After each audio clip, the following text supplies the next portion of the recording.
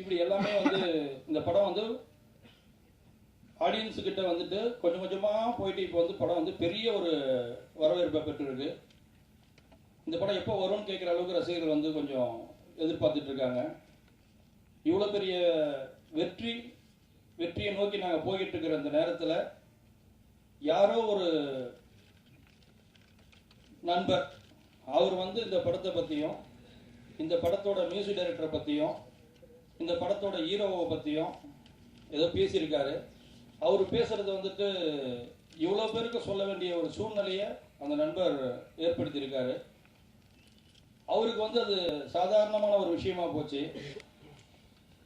ஏதோ வெளிநாட்டில் இருக்குன்னு வேற சொல்லியிருக்காரு. அவர் பேர் டிங்கு. அவர் வந்து மொபைலில் வந்து எடுத்து ஃபேஸ்புக்கில் அப்லோட் பண்ணிட்டாரு. அவருக்கு வந்து இதனுடைய விபரீதம் தெரியல. ஒரு மிகப்பெரிய படம், இவ்வளோ பெரிய வரவேற்பை பெறக்கூடிய இந்த படத்தை பற்றி, இந்த படத்தில் இருக்கிற பாட்டை பற்றி நம்ம பேசுகிறோமே, இது எவ்வளோ பெரிய தப்புன்றத அவர் உணரலை. ஏதோ மன உளைச்சலில் இருந்த அவர் ஆத்திரத்தில் அம்பரீஷோட நண்பர்னு வேற சொல்லியிருக்காரு. அதெல்லாம் சொல்லிக்கிட்ட அவர் இந்த படத்தில் இருக்கிற பாட்டை பற்றி அவர் தப்பாக பேசிட்டார். இந்த படத்தில் இருக்கிற பாட்டு அவரோட பாட்டுன்னு அவர் சொல்லியிருக்காரு. நான் இன்னும் ஆடியோ ரிலீஸ் பண்ணலை. இந்த படத்தை ட்ரெய்லர் மட்டும்தான் ரிலீஸ் பண்ணிக்கிறேன். அந்த ட்ரெய்லரில் அவர் சொல்கிற சம்மந்தப்பட்ட பாட்டு கிட்டத்தட்ட ஒரு 15 செகண்ட் கூட வரல. இந்த 15 செகண்ட் மியூசிக்கை வச்சுக்கிட்டு ஒருத்தர் ஃபேஸ்புக்கில் போட்டு ஒரு படத்தை பற்றி தப்பாக பேசுறதுக்கு முடியும்னாக்கா ரொம்ப தப்பாக இருக்குது. சினிமா வந்து அவருக்கு வந்து ஒரு சங்கம் இருக்குது, மியூசிக் டைரக்டரான அவருக்கு ஒரு சங்கம் இருக்குது, எனக்கு டைரக்டரான எனக்கு ஒரு சங்கம் இருக்குது. ஒரு பிரச்சனைனாக்கா கருத்து உரிமை பறி போயிடுச்சு, ஆத்திரங்கள் அழுகைகள் எல்லாம் வரதான் செய்யும். இது வந்து புதுசாக நடக்கலை. ஏதாவது சந்தேகமாக இருந்ததுனாக்கா முறைப்படி சங்கத்தில் முறையிட்டிருக்கலாம். முறையிட முடியலனாக்கா இந்த படத்தோட ப்ரொடியூசரையோ இல்லை டைரக்டர்கிட்டையோ இப்படி ஒரு தப்பு நடந்திருக்குதுன்னு சொல்லிட்டு அவர் வருத்தப்பட்டிருக்கலாம். அதுக்கு என்ன சொல்யூஷனோ என்னன்றதை பற்றி பேசியிருக்கலாம். அது சரியா தப்பான்னு கூட எனக்கு தெரியாது. அவர் வந்து நடந்துட்டு இருக்கணும் முறை. ஆனால் அது எல்லாத்தையும் விட்டுட்டு இல்லை பிரச்சனை தான், நான் சங்கத்துக்கு வரமாட்டேன்னு சொன்னாக்கா காவல்துறை கிட்ட கூட போய் சொல்லியிருக்கலாம். இல்லை பத்திரிகையாளர் உங்களெல்லாம் சந்திச்சு இது போல ஒரு பிரச்சனைன்னு சொன்னாக்கா நீங்கள் ஒரு செய்தியை போடுறதுக்கு முன்னாடி இன்னொரு தரப்பையும் கூப்பிட்டு கேட்பீங்க. இல்லைங்க உங்களை பற்றி இப்படி ஒரு செய்தி வந்திருக்குது, இதை பற்றி போடலாமா, அது என்னன்றது கேட்பீங்க. அப்படி எந்த வாய்ப்பையும் யாருக்குமே கொடுக்காம போலீஸுக்கு போனால் கூட இன்னொருத்தரை கூப்பிட்டு 2 பேரையும் வச்சு விசாரிப்பாங்க. இப்படி யாருக்கிட்டையும் எந்த விஷயமும் சொல்லாமல் டெக்னாலஜின்ற ஒரு விஷயத்த கையில் வச்சுக்கிட்டு நெட் கனெக்ஷன் மொபைலில் இருக்குதுன்றதுக்காக அவர் இஷ்டத்துக்கு வந்து பேசிட்டார். இவர் பேசின இந்த பேச்சினால இந்த படத்தில் வேலை செஞ்ச எனக்கே வந்து மிகப்பெரிய வருத்தம் மன உளைச்சலும் ஏற்படுது. இந்த படத்தோட நடிகர் ராகவா லாரன்ஸை பற்றி அவர் தப்பாக சொல்லியிருக்காரு. ஏமாத்திட்டாரு, மோசடி பண்ணிட்டாரு அப்படிலாம் வேற சொல்லியிருக்காரு. இதெல்லாம் சொல்றதுக்கு வந்து அந்த நபருக்கு எந்த விதமான தகுதியும் அருகதையும் கிடையாது. ஏன்னா அவர் பேச போறது வந்து அவர் நண்பரை பற்றி. அவர் நண்பரும் அவரும் சேர்ந்து செஞ்சுக்கிட்ட ஒரு விஷயத்துக்கும் ஒரு ஒப்பந்தத்துக்கும் எந்த பிரச்சனையா இருந்தாலும் மிகப்பெரிய படமா உருவாகிட்டு இருக்கிற மொட்டை சிவா கட்ட சிவா படத்தை பற்றியும் அந்த பாட்டெல்லாம் அவர் போட்டு கொடுத்த பாட்டுன்ற மாதிரியும் அவர் நிறைய பேசிட்டாரு. அது மிகப்பெரிய தப்பு. இந்த தப்புக்கு அவர் மேலே வந்து நாங்கள் வந்துட்டு சட்டப்படி நடவடிக்கை எடுக்கிறதுக்கான தகுதியே இருக்கு எங்களுக்கு. ஏன்னா ஒரு படத்தை பற்றி அவதூறு சொல்லும் போது அதை கொஞ்சம் சரியா சொல்லணும். அவர் வந்து தப்பாக படத்தை பற்றி பேசியிருக்காரு, தேவையில்லாமல் மன உளைச்சலை ஏற்படுத்தியிருக்காரு. ஒரு பாட்டு தான் வந்து இப்படி நடந்திருக்கு. தொடங்கப்படாத படம் அந்த படம்.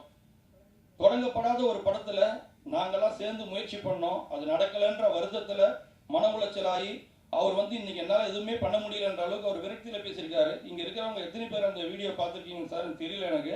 ஆனால் பார்க்கும்போது பார்த்தாக்க ரொம்ப கஷ்டமாக இருக்குது. அவர் பேசும்போதும் ஃபீல் பண்ணும்போதும் இதை பார்க்குற ஃபேஸ்புக்கில் இருக்கிறவங்கலாம் வந்து என்ன நினைப்பாங்கன்னாக்கா என்னவோ வந்து உண்மையிலேயுமே வந்து அம்பரீஷ் வந்து இந்த பாட்டை வந்து தப்பாக எடுத்துட்ட மாதிரியும் இந்த பாட்டை திருடிட்ட மாதிரியும் இந்த பக்கத்து விளக்கத்தை சொல்ல வேண்டாம், இது தப்பு, அவன் ஏதோ ஒரு ஆள் பேசிட்டான்றதுக்காக நம்ம படத்தை பற்றியும் நம்மளை பற்றி நம்மளா போயிட்டு பெருசாக்கி அவன் பப்ளிசிட்டி தெரிகிற ஒரு விஷயத்துக்கு நம்ம வந்து எரிபொருளாக இருக்கக்கூடாது, இது தேவையில்லை அப்படின்னு சொல்லிட்டு நான் வெயிட் பண்ணிட்டு இருந்தேன்.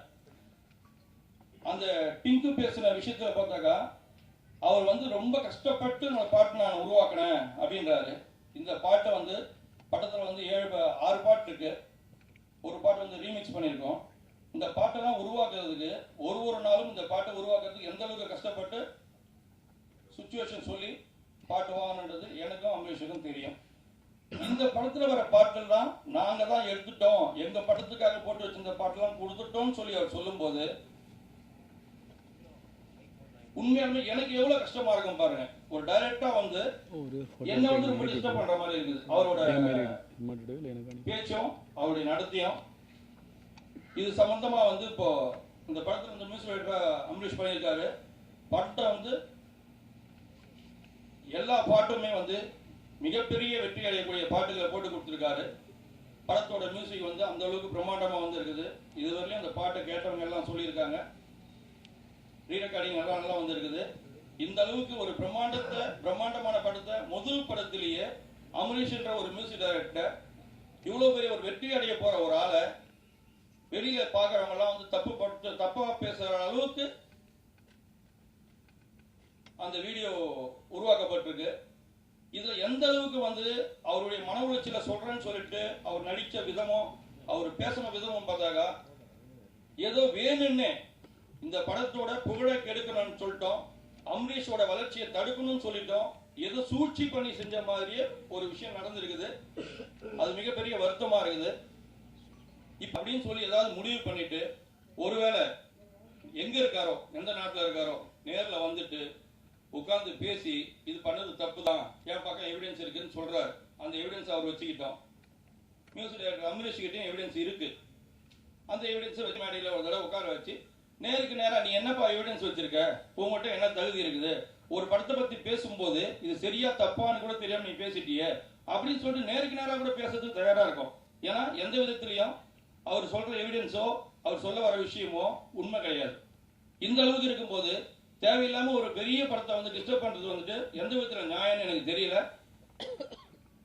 இது சம்பந்தமா வந்து அவர் வந்து இதுக்கப்புறம் பேசாம இந்த விஷயத்தை விட்டுட்டு அவர் எப்போ வராரோ வந்ததுக்கு அப்புறம் அதை பேசுறதுதான் சரியே தவிர இதை பத்தி திரும்ப திரும்ப பேசி தேவையில்லாம வந்துட்டு இந்த படத்தோட ஹீரோ ராகவா லாரன்ஸ் வந்து இப்போ நல்ல மக்கள் மத்தியில வந்து நல்ல பேர் இருக்கு, அந்த பேரை கெடுக்கிறதுக்காகவும் ஏதோ சூழ்ச்சி நடக்கிற மாதிரி தெரியுது. ஏன்னா சம்பந்தம் இல்லாம ஏதாவது பேசணும்னா டைரக்டர் கிட்ட பேசிக்கணும். அதை விட்டுட்டு ஹீரோ வந்து பாட்டு வந்து எடுத்துட்டாரு அப்படின்னா என்ன நியாயம்னு தெரியல எனக்கு.